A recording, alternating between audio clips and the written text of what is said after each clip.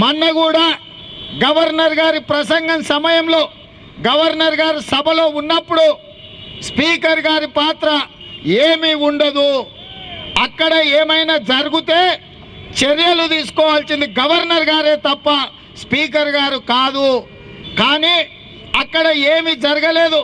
సజావుగా గవర్నర్ గారి ప్రసంగం జరిగింది కాబట్టి గవర్నర్ గారు చర్యలు తీసుకునే అవకాశం లేదు కాబట్టి ఇవాళ రాజ్యాంగ ఉల్లంఘనకు పాల్పడి స్పీకర్ గారికి అధికారం లేకపోయినా హక్కు లేకపోయినా మా హక్కులను కాలరాస్తూ తెల్లారి అల్లుడు హరీష్ రావు గారు ప్రతిపాదన పెడితే స్పీకర్ గారు నిర్ణయం తీసుకొని అక్కడ సభలో లేని ఖమ్మంలో ఉన్న సండ్ర వెంకట వీరయ్య గారిని, సభలో ఉన్న నన్ను ఇద్దరిని కూడా శాసనసభ నుంచి మొత్తం బడ్జెట్ సమావేశాలు అయిపోయే వరకు మమ్మల్ని బహిష్కరించడం జరిగింది.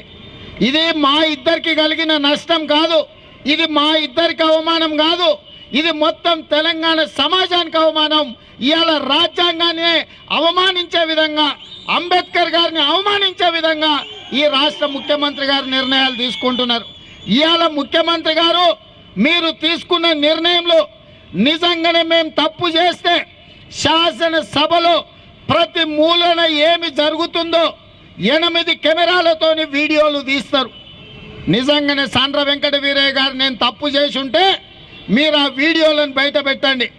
శాసనసభలో గవర్నర్ గారి ప్రసంగం 40 నిమిషాలు జరిగింది కదా, ఈ 40 నిమిషాలకు సంబంధించిన మొత్తం వీడియో ఫుటేజ్ను తెలంగాణ సమాజానికి చూపించండి. మేము తప్పు చేస్తే అంబేద్కర్ సాక్షిగా ముక్కు నేలకు రాసి తెలంగాణ సమాజానికి మేము క్షమాపణ చెప్తాం.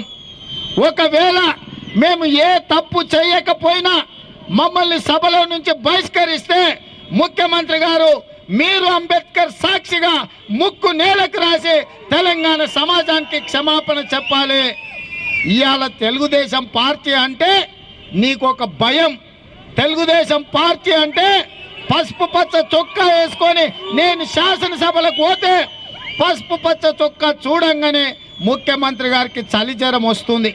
అందుకే మీరు మొన్నటి సమావేశాలలో చూడండి, నేను మిత్రుడు వెంకట వీరయ్య గారు వేసుకున్న చొక్కా ఎంత పసుపు పచ్చగా ఉండెనో. ఈ పసుపు పచ్చ జెండా పేదోడికి అండగా ఉంటుంది.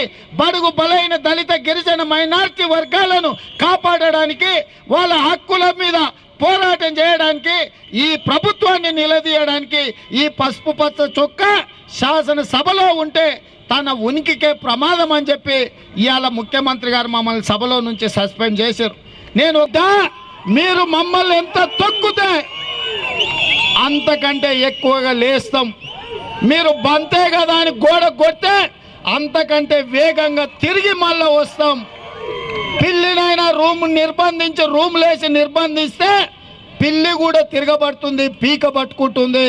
ఇవాళ తెలుగుదేశం పార్టీ కార్యకర్తలు నిలబడతారు, కలబడతారు, టీఆర్ఎస్ పార్టీ పని పడతారని చెప్పి నేను ఈ సందర్భంగా తెలియజేస్తున్నా.